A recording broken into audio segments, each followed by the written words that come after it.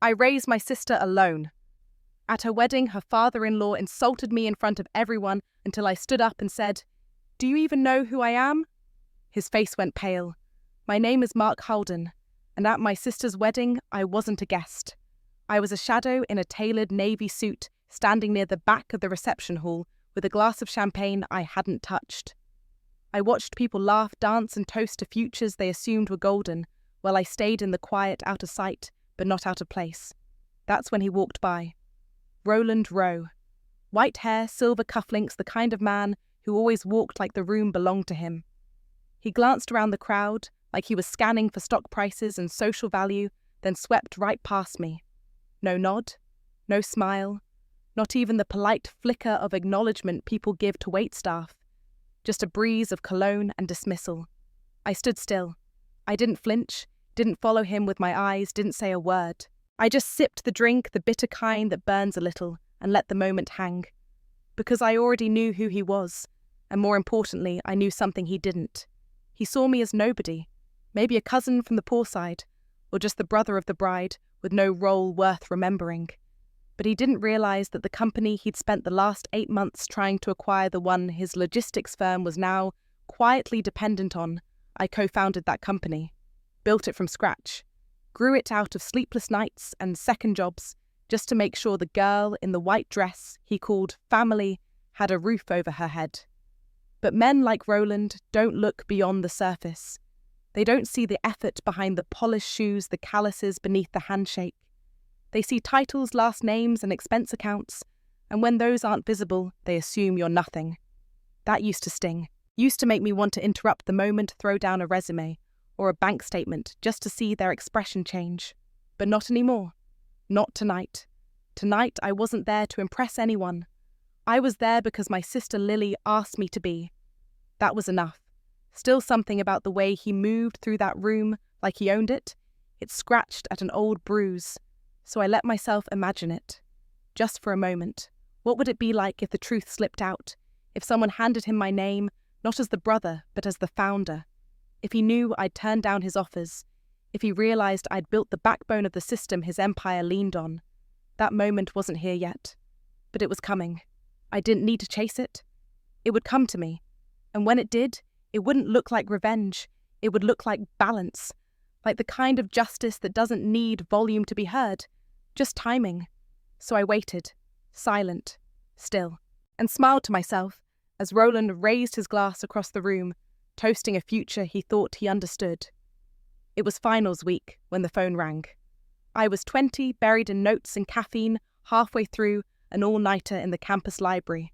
The screen said, it was my dad's friend from work, someone I barely knew, so I let it ring once before answering, annoyed but polite. He didn't waste time. There had been an accident, he said. My father didn't make it. That was all. My pen dropped, the room spun, and the words blurred in my ears. I asked him to repeat it, not because I hadn't heard him, but because it didn't feel real. My dad had called me the night before, asking if I wanted to grab pancakes that weekend. He sounded tired but warm. That voice was still in my head when I heard he was gone. By morning, I was back in our hometown, a place that suddenly felt hollow. Lily met me at the door of our childhood home, eyes red and arms shaking. She was 17, still in her graduation dress from rehearsal mascara, smudged like she'd cried through the night. She looked like a little kid again, and I had no idea what to say. We had no other family.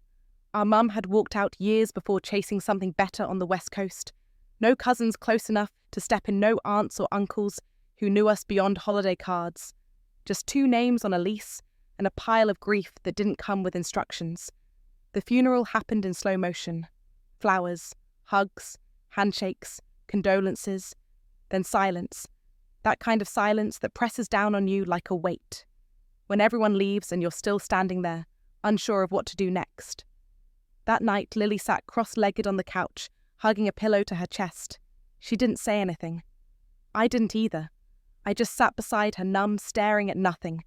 That was the moment I understood we were on our own. Not just for the night, but for everything that would come after. There's a shift that happens when you realise the safety net is gone. Childhood ends in a single breath. And for me, it ended in a phone call. I'll never forget one that tore the world open and left 2 kids in its wreckage clinging to each other without a clue how to survive. The day after the funeral, I sat at the edge of the bed I used to sleep in as a kid, staring at the wall, not moving. I had a scholarship that covered my tuition, but nothing else. Lily still had a year of high school, and the rent was due in 3 weeks. There was no backup plan, no insurance check coming. Just me, a few $100s in savings, and a 17-year-old girl looking to me like I had the answers. I didn't, but I nodded anyway and told her it would be okay, because someone had to say it out loud. That week, I picked up 2 jobs. Mornings, I worked in the campus dining hall, wiping down tables and stacking trays. Evenings, I ran deliveries across town, stuffing tips into a shoebox I kept under the couch. Between classes, I'd study in short bursts, fueled by gas station coffee and stress. I barely slept. I told myself I could do anything for a year. Just 1 year. But it wasn't just about money. It was about holding her world together while mine quietly came apart. Every decision I made went through one filter: would this make life better for Lily? I stopped dating. The girl I'd been seeing was kind, patient, but she wanted more than I had left to give. After I missed our 4th date in a row, she stopped returning my texts. I didn't blame her. I barely remembered what my own life looked like before it turned into this balancing act. I couldn't afford to feel sorry for myself, so I didn't. I learned how to stretch groceries, how to smile when people asked if I was okay, how to make sure Lily had what she needed even if I didn't. That's what adulthood became. A quiet grind that nobody clapped for. I filed the guardianship papers myself, read through legal blogs late at night to figure out the forms. When the judge asked me if I was prepared for the responsibility, I said yes. Not because I was, but because I didn't see any other choice. Looking back, I don't remember the worst days in detail. They blur together into this haze of exhaustion and grit. But I remember the mornings Lily left for school with a packed lunch. I remember the heat still working in winter. And I remember knowing that for now, that had to be enough. It started with a message from Alex, a guy I hadn't spoken to since sophomore year. He remembered I was good with systems and asked if I wanted to help build a tool to streamline back-end operations for mid-sized businesses. It sounded risky, maybe even foolish, but it also sounded like something I hadn't felt in a long time alive. I told him yes, with conditions. I couldn't quit my job. My paycheck kept our lights on, and Lily in school. I'd work nights and weekends, but stability came first. From 9 to 5, I wore slacks and managed spreadsheets at a logistics firm, nothing glamorous but dependable. Then I'd head home, cook something simple for Lily, and after she went to bed, I turned on my second life. Laptops open, whiteboards scribbled over Zoom calls that stretched past midnight. Our startup lived in coffee shops, shared drives, and way too many Google Docs. There were nights I coded with a blanket over my legs because the heat had gone out again. I took meetings from the bathroom when Lily needed the living room to study. I lived on instant noodles and burnt coffee, and sometimes my hands shook from exhaustion. But I kept going. I couldn't afford to dream the way other people did. I didn't chase headlines or startup buzz. I chased something quieter. A future where I wouldn't have to choose between groceries and rent. A life where Lily could focus on school, not survival. Alex handled the pitch decks. I handled the back-end logic client integrations and customer support. He was the face of the idea. I was the spine, and that was fine. I wasn't in it for the spotlight. I was in it for the shot. Every time we landed a beta user, I celebrated in silence. I kept my day job always. I'd seen too many people crash chasing potential before it turned into something real. I couldn't gamble with Lily's roof over her head. Every dollar counted, every invoice mattered.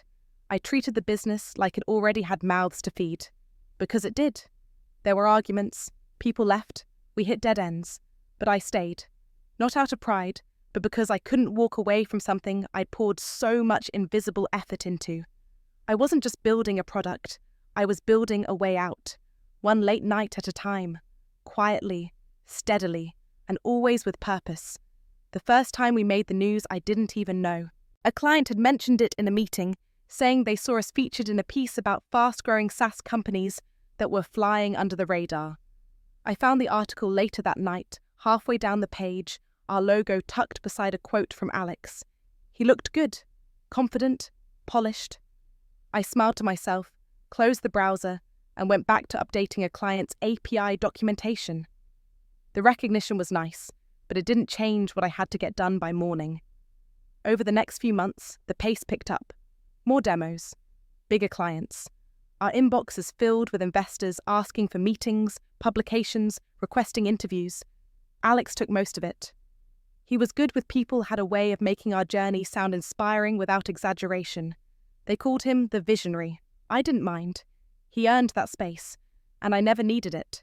What I needed was consistency, bills paid on time, a fridge with fresh food, a car that started without drama. Lily had just gotten into a state college and needed a deposit for housing. That was where my energy went. Not into panels or podcasts or public praise, just to make sure her life didn't wobble. I stayed in the background on purpose. It wasn't about modesty, it was about priorities. I wasn't chasing legacy. I was protecting one. I didn't want applause. I wanted peace. There were moments when I could have stepped forward, moments where someone asked who handled operations or what our customer retention numbers looked like.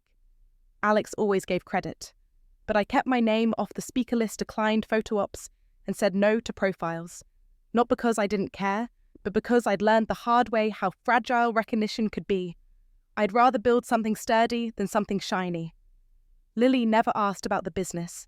She only asked how I was sleeping if I needed anything from the store. I'd tell her I was fine, because mostly I was. Tired always, but fine. Success didn't feel like champagne or headlines. It felt like handing Lily a set of apartment keys and watching her cry. It felt like buying a washing machine that didn't leak. It felt like knowing I could take a breath and not worry about what was coming next. That was the life I wanted. One with fewer cameras, but more peace. One where I didn't need to be seen to know I mattered. It was a Thursday night late, and I had just collapsed onto the couch with a plastic container of leftover stir-fry when Lily called. Her voice came through the speaker, fast excited, a little. Shaky. I assumed it was about school, maybe a big project or internship news. Then she said it. She was getting married. Just like that, no lead up, no easing into it.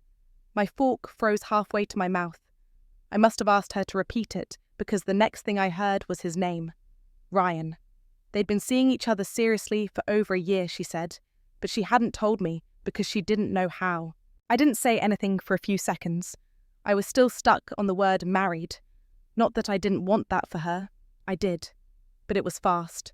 Too fast, maybe. Or maybe I was just realizing how much time had passed since we'd stopped needing each other to survive. She said Ryan wanted to meet me. That got my attention. Any guy who wants to marry Lily had better want to meet me.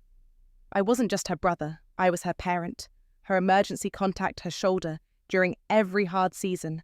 If someone else was stepping in, I had questions. We set up dinner for that weekend. I offered to cook.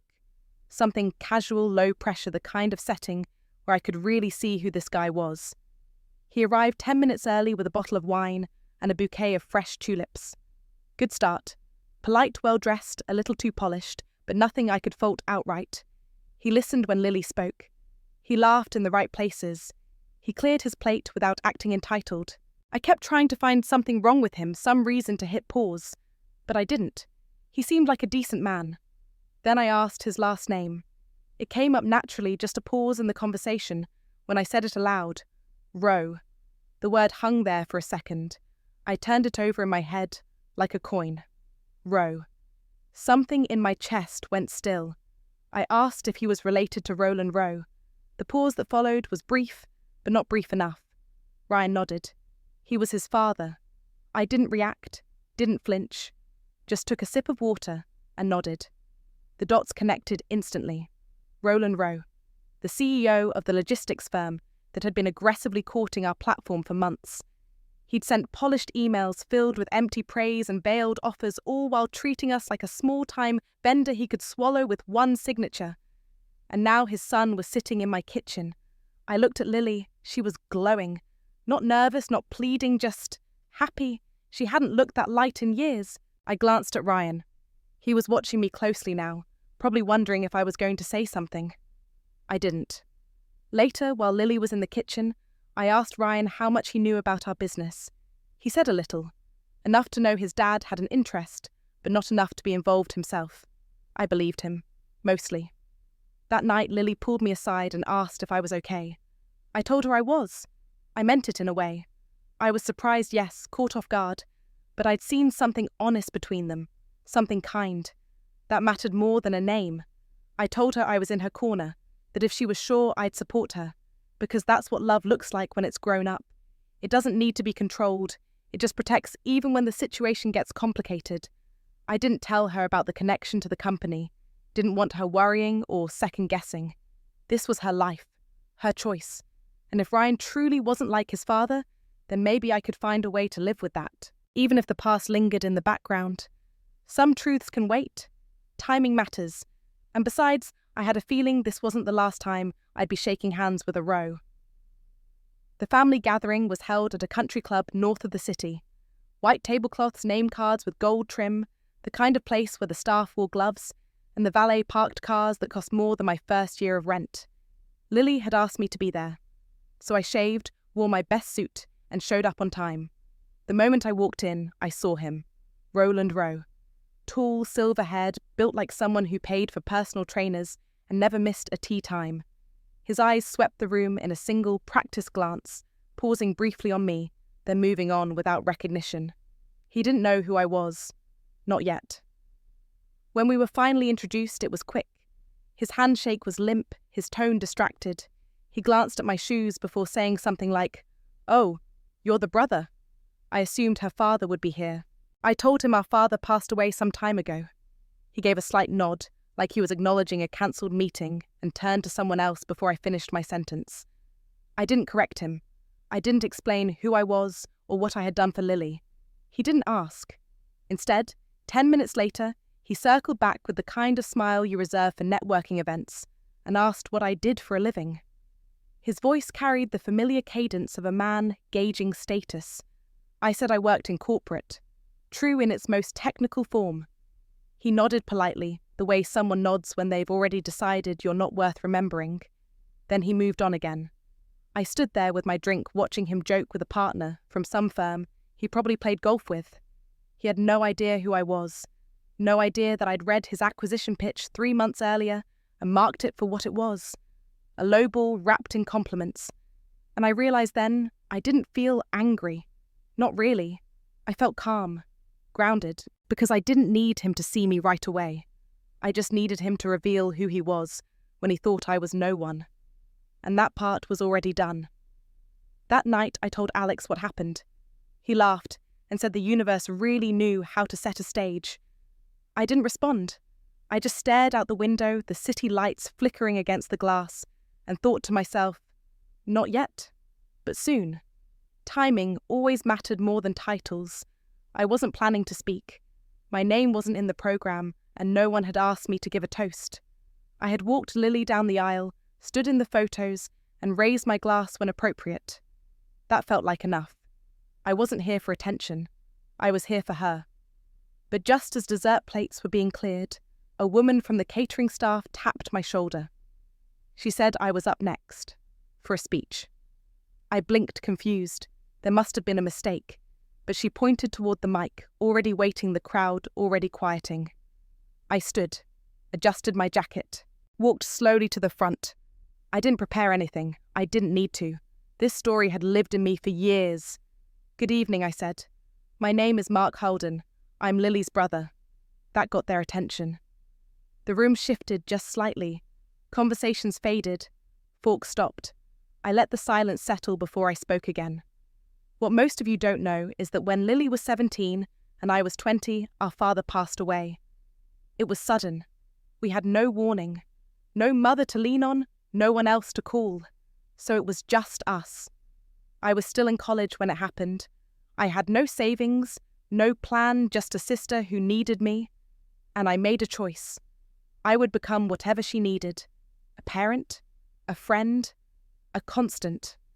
I worked morning shifts in the dining hall, delivered groceries in the evenings, slept 4 hours a night, maybe less. I gave up a lot, but I never once regretted it, because every time she smiled, it reminded me why I kept going. I looked at Lily then. Her eyes were already glassy, her hands tight around her bouquet. Somewhere in those hard years, I also co-founded a company. Something small at first, a tool to help mid-sized logistics firms streamline operations. We worked in cafes in borrowed corners of libraries on shoestring budgets and shared laptops. Eventually, the company grew. It became something real, something stable. You might not know its name, but some of you in this room probably use it. I paused, scanned the faces. I saw some tilt their heads, whisper to one another. What I haven't said until now is that my company is the same one Row Group has been trying to acquire for the better part of this year. I let that hang, long enough for the realization to sink in. I watched Roland Rowe go still in his chair. He didn't blink. Yes, that one I said softly. And I never mentioned it before because I wasn't here to talk business. I was here because my sister, the most resilient person I know, found someone who sees her the way I always hoped someone would. I turned to Lily and Ryan. You found something rare. Partnership. Grace. Love that doesn't flinch when things get messy. That's worth more than any title or check. I closed with one line, and I meant every word. I'm proud of you, both of you. Then I stepped back, nodded, and returned to my seat. The room stayed silent for a beat too long. Then applause erupted, hesitant at first, then full. I didn't look toward Roland right away. I didn't need to. I already knew. His posture had changed. His expression cracked. The confident mask no longer quite fit. I didn't raise my chin, didn't smirk, just took a sip of water and let the moment pass. Because this wasn't revenge. This was a revelation. And the truth had always been enough. I had barely made it back to my seat when he approached. Roland Rowe, no entourage this time, just him. His smile was thin, practiced, but his eyes held something different now. Caution, maybe respect, maybe calculation. He extended his hand, said my name like it had just gained weight. That was quite a speech. I shook his hand firm but not eager and met his gaze without blinking. Thank you. You're the co-founder, right? The one behind the platform? I nodded. Yes, the one your firm's been trying to acquire. His smile faltered just enough to be noticeable. He said he had no idea. I believed him. Then he asked the question I'd been waiting for. Why didn't you say anything when we met? I kept my voice steady, almost soft, because I wanted you to see me when you thought I was nobody. That stopped him. Just for a second. He didn't reply. He didn't need to. I gave a polite nod, turned, and walked back toward the table, where Alex sat grinning like he'd just watched a plot twist in real time.